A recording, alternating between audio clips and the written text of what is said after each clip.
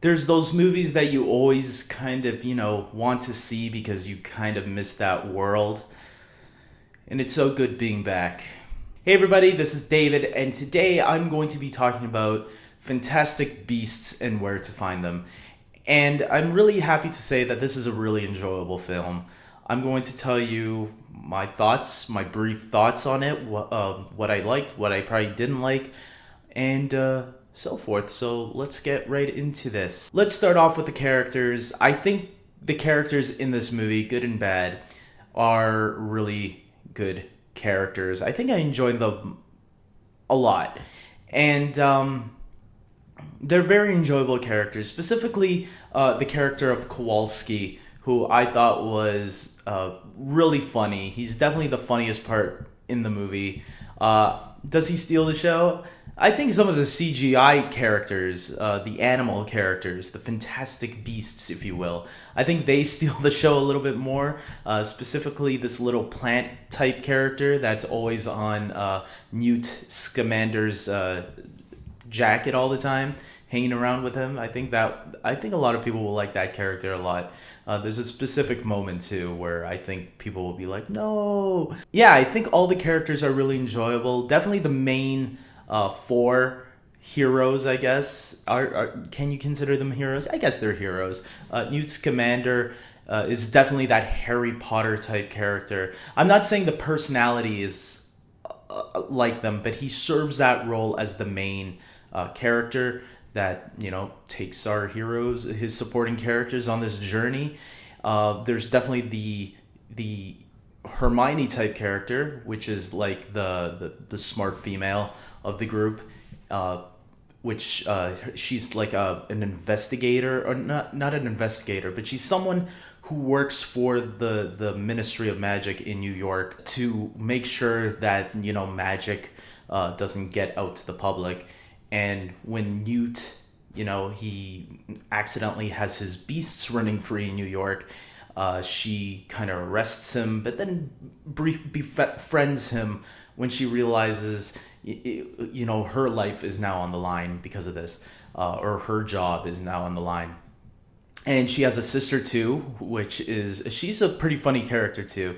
And how does Kowalski fit into all this? Well, apparently he's a Muggle, or they pronounce them another way. I forgot how they pronounce them right now in America, because the movie takes place in New York, in America. So it was really interesting seeing that part of the wizarding world in this universe. There are brief mentions to Hogwarts and Dumbledore, but nothing that really goes back to it. You don't see any of those characters from those previous films. But you do know that it is in that world. And it was great. It was really good seeing like this other side of how America, because obviously, not all wizards can just be in the UK. There has to be other wizards around the world too. It would be really cool to see like other countries or other cities and how wizards are there. Like, let's get some wizards in Canada too. I want to see what the wizards in Canada are doing. So going back on the characters though, I felt like even Kowalski plays that Ron type role where he's the comedic relief. That's what I mean by they play the Harry, Ron, and Hermione type roles. There's the hero, there's the smart girl, and then there's the comedic relief. And that's kind of what Harry, Hermione, and Ron played in the original Harry Potter films. But all these characters, even though they're those roles, their personalities are very different from those characters. So don't expect like, oh, so he's the hero with like some scarred background, his parents that no, the backgrounds of these characters are totally different. Their personalities are different.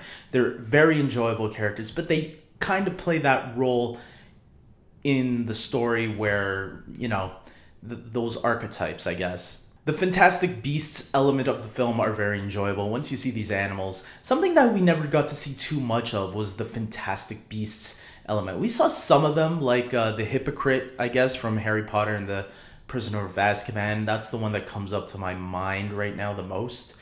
There's been some other ones too, but it was really nice seeing how these beasts fit into the story, and how he fits them all in to his luggage. That's right, he has a whole luggage of these animals. When you see this movie, it goes beyond on what you thought it was going to be. I didn't know that he had he had like a zoo living in there. Hopefully this is not too spoiler-ish, what I'm saying, but I think a lot of people are going to enjoy definitely that element of the film, especially some of those beasts have personalities of their own. Specifically, the one that I kind of mentioned earlier, that was kind of like a plant twig sort of thing. You'll see when you see the movie. I think lots of people are gonna like that one the most. We also have, some villains obviously in there. I don't want to spoil it because they kind of do some twists and turns throughout the film, but I will say a lot of them are really good in their roles, supporting and villains. I think I don't know yet if they measure up to Voldemort and his crew, but I feel like there's still more to come.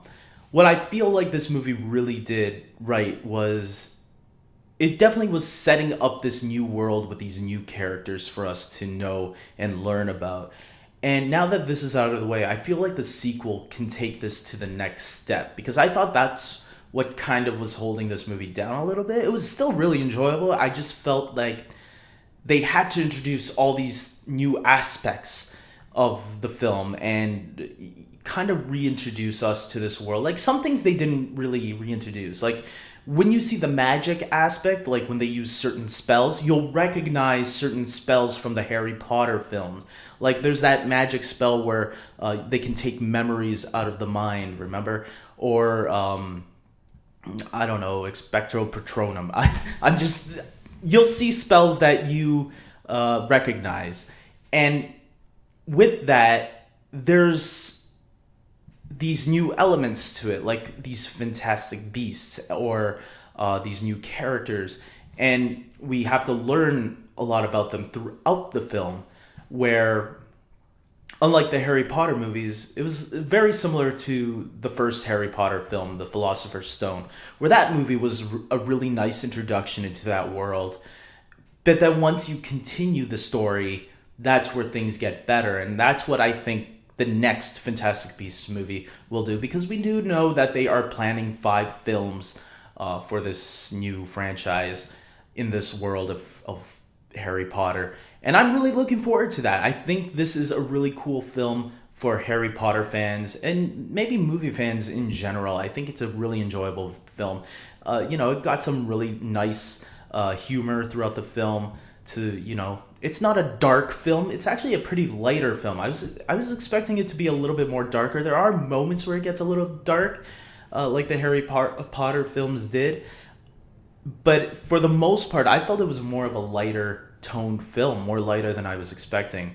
And in that case, it was good. It was a good start into this fresh new take.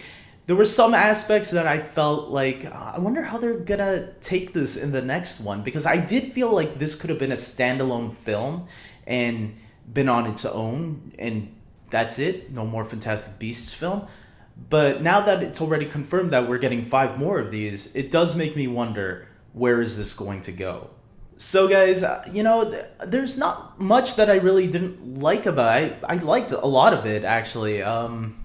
If anything, maybe just small nitpicks. Maybe just like some of the earlier Harry Potter movies.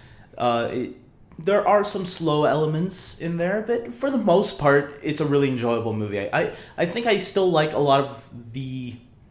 If you watched my rankings of the Harry Potter movies, which I'll put in the link in the description box below, I do think that there are some Harry Potter movies I would put over this one, but it's roughly around the middle. I think it's above some other Harry Potter movies that I would put more towards the bottom.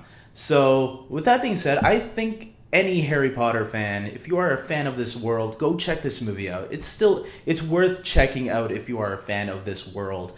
Maybe even if you're not a fan, go check this out because this is a little bit different from Harry Potter. Unlike Harry Potter, which was about a group of kids and you see them grow up as each film goes by, this one starts with adults. So the adults are now the main focus. They're not like old adults, but they're adults that look like they could be in their mid-20s, early 20s to maybe early 30s.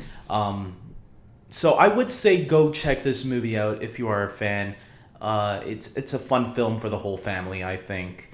And with that being said, guys, I'm going to end this here. So check out some other video, Harry Potter related. I have up some of that in the description box below.